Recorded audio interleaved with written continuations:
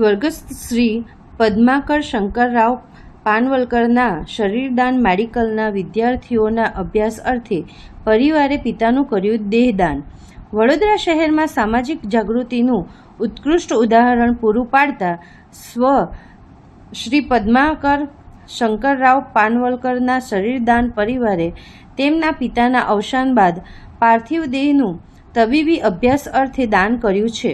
મૃતકના પુત્રએ મીડિયાને જણાવ્યું કે વર્ષ 2016માં તેમના માતા પિતા બંનેએ સ્વેચ્છાએ દેહદાન માટેના ફોર્મ ભર્યા હતા। આ પરિવારે અગાઉ 2 વર્ષ પહેલાં માતાના અવસાન સમયે પણ તેમનો દેહ મેડિકલ કોલેજને સોંપ્યો હતો।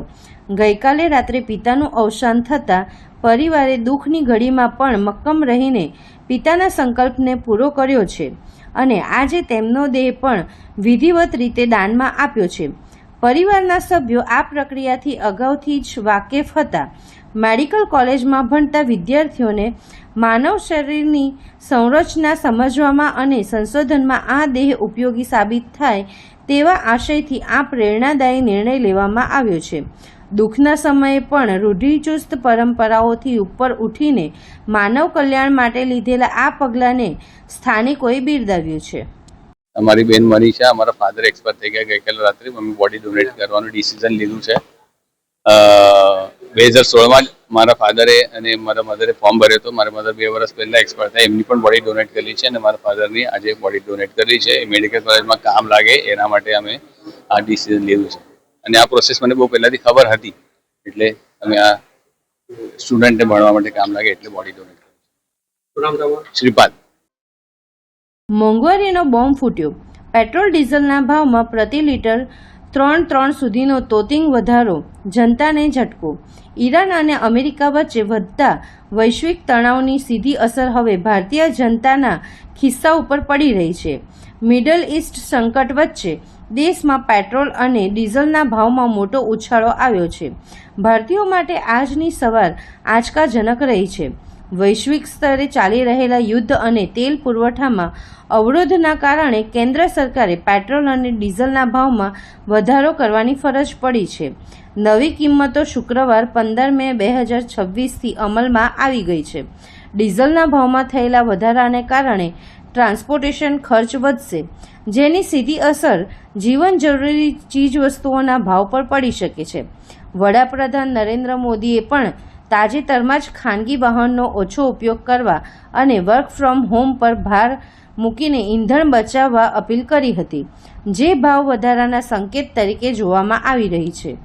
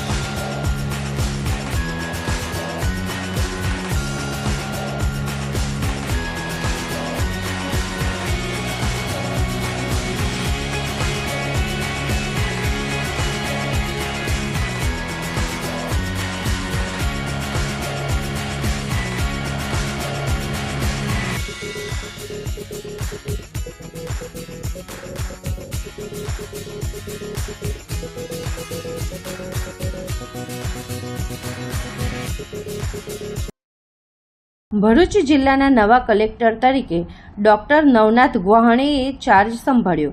ગુજરાત સરકાર દ્વારા તાજેતરમાં કરવામાં આવેલી બદલીઓના ભાગરૂપે ભરૂચ જિલ્લાના નવનિયુક્ત કલેક્ટર તરીકે 2016 બેચના IAS અધિકારી ડોક્ટર નવનાથ ગુહાણેએ આજે વિધિવત રીતે કાર્યભાર સંભાળી લીધો છે। ડોક્ટર નવનાથ ગુહાણે મૂળ મહારાષ્ટ્રના રહેવાસી છે અને તેમણે MBBS સુધીનો અભ્યાસ પૂર્ણ કરેલ છે. તેઓ 2016 બેચના ગુજરાત કેડરના અધિકારી છે. તેમણે બનાસકાંઠા, સાબરકાંઠા અને અરવલ્લી જિલ્લામાં આસિસ્ટન્ટ કલેક્ટર તરીકે સેવાઓ આપી છે. વહીવટીતંત્રના આરોગ્ય વિભાગમાં પણ તેમણે મહત્વપૂર્ણ કામગીરી કરી છે. તેઓ સુરેન્દ્રનગર અને રાજકોટ જિલ્લામાં DDO તરીકે સફળતાપૂર્વક ફરજ બજાવી ચૂક્યા છે. ભરૂચમાં કલેક્ટર તરીકે નિમણૂક પામતા પહેલા તેઓ સુરેન્દ્રનગર ખાતે મ્યુનિસિપલ કમિશનર તરીકે કાર્યરત હતા. કલેક્ટર તરીકેનો ચાર્જ સંભાળ્યા બાદ તેમણે જિલ્લાના વહીવટી અધિકારીઓ સાથે બેઠક યોજી અને સરકારશ્રીની વિવિધ ફ્લેગશિપ યોજનાઓના અમલીકરણ પર ભાર મૂક્યો હતો. રિપોર્ટ અશોક પરમાર, ભરૂચ. નમસ્કાર, હું ડૉક્ટર નવનાથ ગવાને. આજે 14 મે 2026 રોજ હું ગૌરાંગ મકવાના સાહેબ પાસેથી કલેક્ટર ભરૂચનો ચાર્જ લીધો છે. આ જિલ્લામાં જે જોઈનિંગ મારો થયું છે આ બાબત હું પણ આનંદી છું અને જિલ્લાની સેવા કરવા માટે હું કટિબદ્ધ છું. Thank you. વડોદરાના કમાટીબાગમાં દીપડાની પજવણી કરવામાં આવી. સોશિયલ મીડિયા પર લાઇક્સ મેળવવા નિયમોનો સરેઆમ ભંગ કરવામાં આવ્યો. સુરક્ષાને જોખમમાં મૂકી યુવકોએ વિડીયો ઉતાર્યો. દીપડાના પિંજરા પાસે જઈ જોખમી વિડીયો ઉતાર્યો અને દીપડાની પજવણી કરવામાં આવી. કમાટીબાગના પ્રાણી સંગ્રહાલયના સિક્યોરિટીની કામગીરી પર સવાલો ઉઠ્યા. વિડીયો સોશિયલ મીડિયામાં વાયરલ થતાં મામલો બહાર આવ્યો. શું આ યુવકો સામે કોઈ પગલાં લેવાશે કે પછી પ્રાણીઓની પજવણી સામે કોર્પોરેશન આંખ આડા કાન કરશે?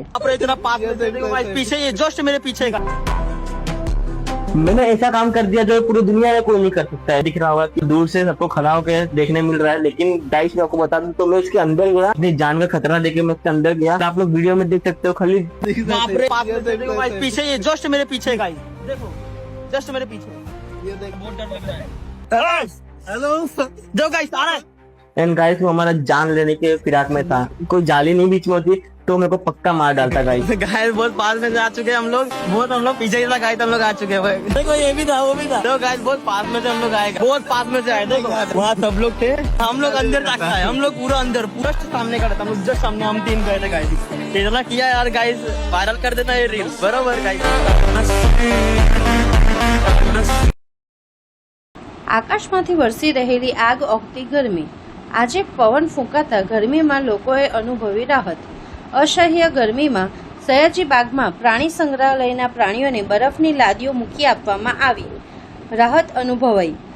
સયાજીબાગ પ્રાણી સંગ્રહાલયના મેનેજમેન્ટ દ્વારા ગરમીમાં પ્રાણીઓના આરામ, આરોગ્ય અને સલામતી સુનિશ્ચિત કરવા માટે પ્રયાસો. નમસ્કાર, હું જણાવવા માગીશ કે અત્યારે જે ગુજરાતની અંદર સમગ્ર ઉષ્ણ લહેર હીટ વેવ જે પસરી ગઈ છે અને અઠવાડિયાની જે હવામાન ખાતા દ્વારા આગાહી આપવામાં આવી છે, આ પરિસ્થિતિને ધ્યાને લઈ અને વડોદરાના શ્રી સયાજીબાગ પ્રાણી સંગ્રહાલયમાં પ્રાણીઓ પક્ષીઓને હીટથી કોઈપણ પ્રકારનો સ્ટ્રેસ ન થાય તેની પૂરતી કાળજી ઝૂ વિભાગ દ્વારા લેવામાં આવી રહી છે.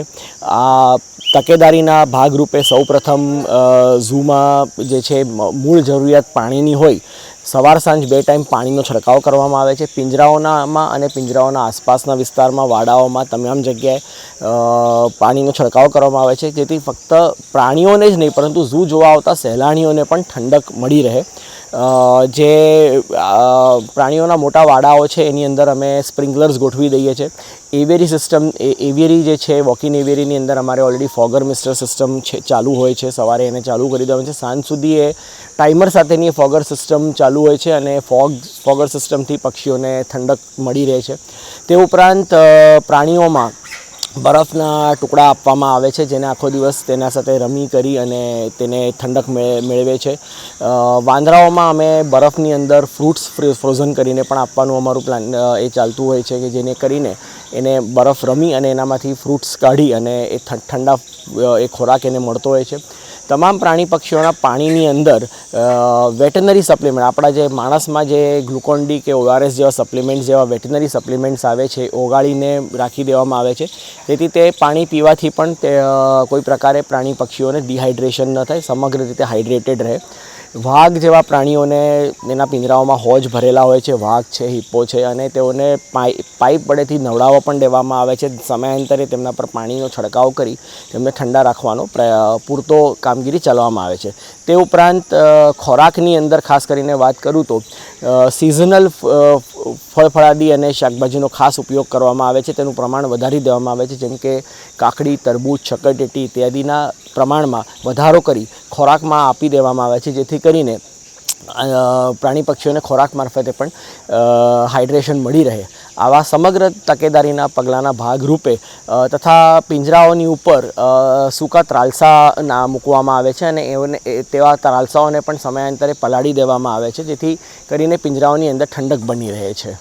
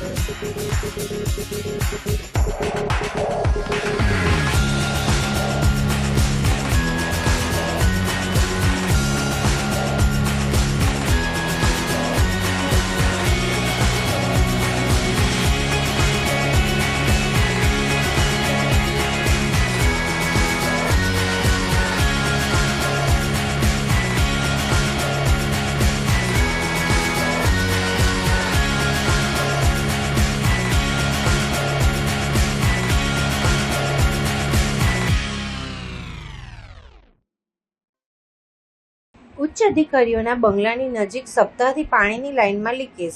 કારેલીબાગ બાલ ભવન સામે છેલ્લા એક અઠવાડિયાથી પાણીની લાઇન લીકેજની સમસ્યા યથાવત રહી છે. દરરોજ સવારે પાણી વિતરણ સમયે મોટી માત્રામાં પાણી મુખ્ય માર્ગ પર વહેતા સ્થાનિકોમાં ચિંતા ફેલાઈ છે. સતત લીકેજના કારણે રોડની વચ્ચે નીચે ખાડો પડી જવાની અને ભારે વાહન પસાર થાય તો આખો માર્ગ બેસી જવાની શક્યતા વ્યક્ત થઈ રહી છે. આ માર્ગ પરથી અનેક ઉચ્ચ અધિકારીઓ અને જવાબદાર તંત્રના વાહનો અવરજવર કરતા હોય છે. તેમજ મ્યુનિસિપલ કમિશનર, ડેપ્યુટી મ્યુનિસિપલ કમિશનરના બંગલા અહીંથી ખૂબ નજીક આવેલા છે, છતાં પણ સમસ્યાનું કાયમી નિરાકરણ લાવવામાં આવ્યું નથી. સ્થાનિકોએ તાત્કાલિક સમારકામ કરાવવાની માંગ ઉઠાવી છે. વડોદરાના તરસાલી વિસ્તારમાં બે કાર વચ્ચે અકસ્માત સર્જાયો. મોતીનગર સોસાયટી સામે મોડી રાત્રે અકસ્માતની ઘટના બની. પાછળથી આવતી કાર ચાલક પર નશાની હાલતમાં હોવાની આક્ષેપ. અકસ્માત બાદ કારમાંથી વિદેશી દારૂની બોટલ મળી આવી. બિયરના ટીન પર કારની અંદરથી જોવા મળી હોવાનું સામે આવ્યું. અકસ્માતમાં બંને વાહનોને નુકસાન પહોંચ્યું હોવાનું જાણવા મળ્યું. સ્થાનિક લોકોના ટોળા ઘટના સ્થળે એકત્રિત થયા. સમગ્ર ઘટનાની જાણ મકરપુરા પોલીસને કરવામાં આવી. મકરપુરા પોલીસ સ્ટેશન દ્વારા ફરિયાદ નોંધી તપાસ શરૂ. પોલીસે અકસ્માત અને દારૂ મામલે વધુ કાર્યવાહી હાથ ધરી.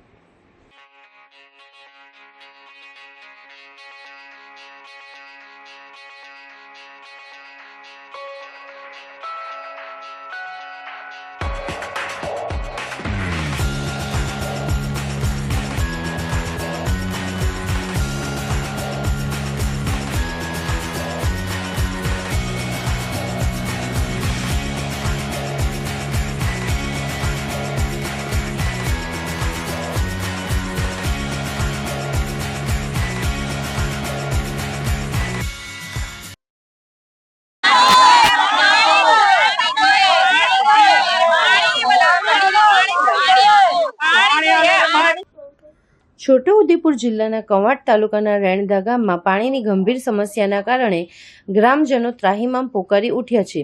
છેલ્લા 3 વર્ષથી પીવાના પાણી માટે લોકોને ભારે હાલાકી ભોગવવી પડી રહી છે. મહિલાઓ અને ગ્રામજનોને 1 થી 1.5 કિલોમીટર દૂર જઈ પાણી ભરવાની ફરજ પડી રહી છે. સરકારની નળ સે જળ સહિતની યોજનાઓ છતાં ગામમાં પાણીની સમસ્યા યથાવત રહેતા ગ્રામજનોમાં ભારે રોષ જોવા મળી રહ્યો છે. સરકાર દ્વારા નળ સે જળ સહિત અનેક પાણી યોજનાઓ પાછળ કરોડો રૂપિયાનો ખર્ચ કરવામાં આવી રહ્યો છે અને દરેક ઘેર પાણી પહોંચાડવાના દાવા કરવામાં આવી રહ્યા છે. પરંતુ છોટાઉદેપુર જિલ્લાના કવાંટ તાલુકાના રેણદા ગામના ભગત ફળિયામાં હકીકત કંઈક અલગ જ જોવા મળી રહી છે. ગામ લોકોના આક્ષેપ મુજબ નળ સે જળ યોજના સંપૂર્ણપણે નિષ્ફળ સાબિત થઈ રહી છે. ગામના કેટલાક વિસ્તારોમાં નળ કનેક્શન આપવામાં આવ્યા છે, જ્યારે અનેક ફળિયોમાં હજુ સુધી પાણીની કોઈ સુવિધા ઉપલબ્ધ નથી. કેટલાક સ્થળોએ તો નળની ચકલી પણ ગાયબ હોવાનું સામે આવ્યું છે. ગ્રામજનોએ જણાવ્યું છે કે છેલ્લા 3 વર્ષથી પાણીની ગંભીર સમસ્યા યથાવત છે.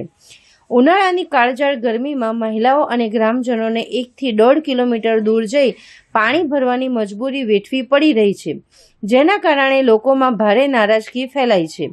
ગ્રામજનોનું કહેવું છે કે અમે પાણી ભરીએ, ખેતી કરીએ કે ઘરકામ કરીએ, રોજિંદા જીવન પર પાણીની સમસ્યાનો ગંભીર પ્રભાવ પડી રહ્યો છે. સરપંચ અને તલાટીને વારંવાર રજૂઆત કરવા છતાં સમસ્યાનો કોઈ ઉકેલ આવ્યો નથી.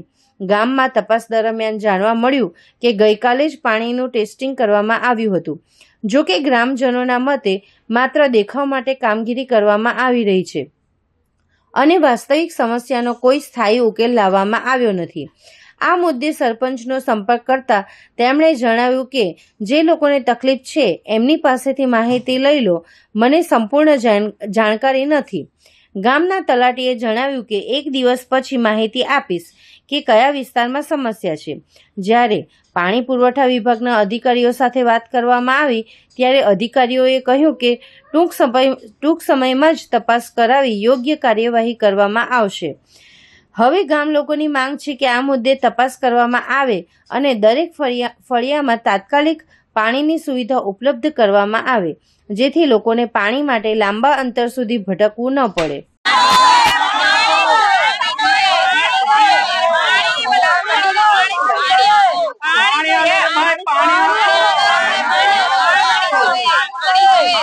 जगह पर नળ મૂકો ભાઈ,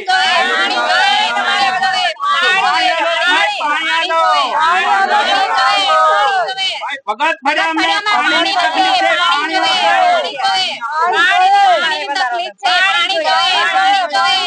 મારું નામ રાઠવા હચલાભાઈ રણસિંહભાઈ.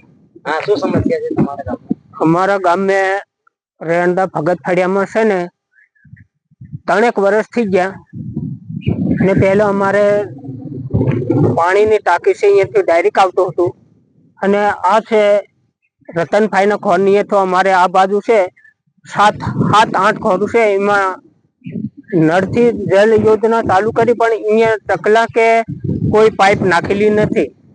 અને અત્યારે આ ગઈ સાલ આ ટાંકી બનાવી એમાં થા और 2 वर्ष में 3 वक्त नहीं के 1 वक्त आवे पानी आइए. हाँ अपना टाकी में इमे छोड़े 2 वक्त छोड़े, 15 दाड़े तो महीने 1 वक्त छोड़े.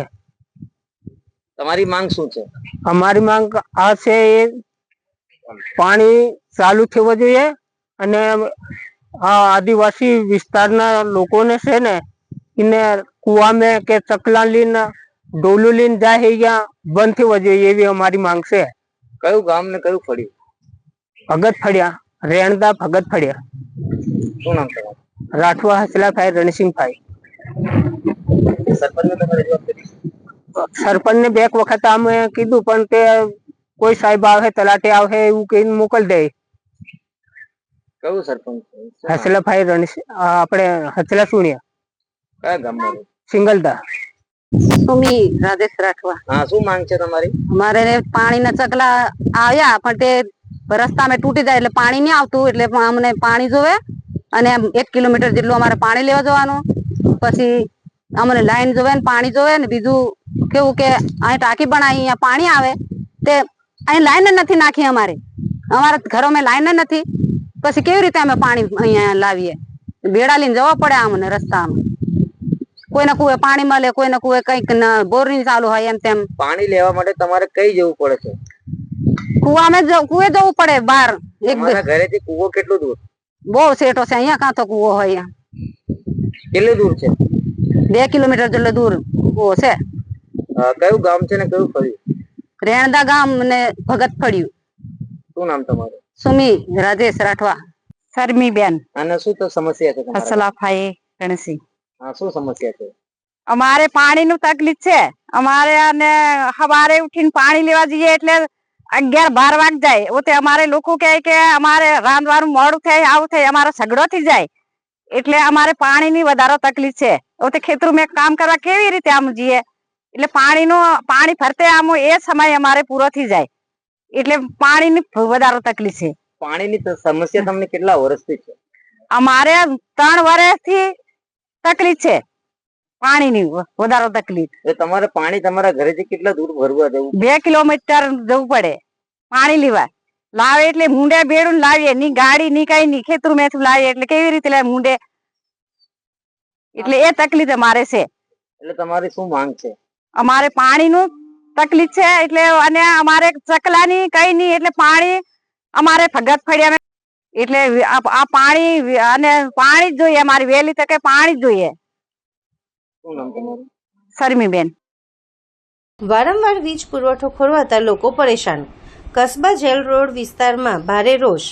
છોટાઉદેપુર જિલ્લામાં છેલ્લા કેટલાક દિવસોથી વારંવાર વીજળી બંધ થવાની સમસ્યાએ લોકોમાં ભારે અસંતોષ ફેલાવ્યો છે.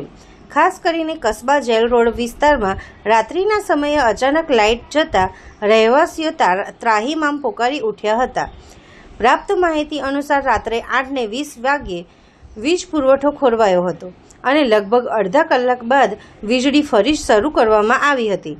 જો કે ત્યારબાદ ફરી રાત્રે લગભગ 12:40 વાગ્યે લાઇટ જતાં લોકો મુશ્કેલીમાં મુકાયા હતા.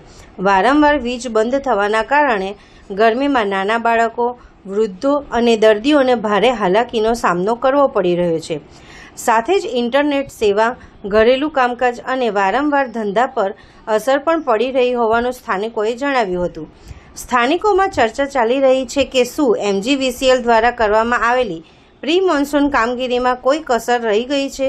જો કામગીરી યોગ્ય રીતે કરવામાં આવી હોય તો વારંવાર વીજ પુરવઠો કેમ ખોરવાઈ રહ્યો છે તેવા સવાલો ઉઠી રહ્યા છે.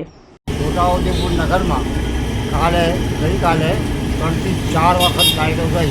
તમે પ્રી મોન્સૂનની કામગીરી કરો છો તો તે કામગીરી કરતા નથી, અધૂરી રહી જાય છે અને બીજું બીજું કામ કરે અને લાઈટો જાય છાસ લાઈટો જાય છે અને કોઈ બીમાર માણસ હોય. કાલની જ વાત કરું, કાલે અમારા ઘરમાં અમારા ફાધર જેમની ઉંમર 97 વર્ષની છે તે માણસ કાલે ગભરાઈ ગયેલો એને લઈને અમારે દવાખાને જવું પડ્યું. અને આ રીતના તમે કામગીરી કરો તે કયા ધોરણે કરો છો? અને જ્યારે કંઈ લાઇટ પકડવાનું હોય કે કોઈની લાઇટ કનેક્શન કાપવાનું હોય કે પૈસા વસૂલ કરવાનો હોય તો ગાડીઓના ધામા નાખી દઉં છું.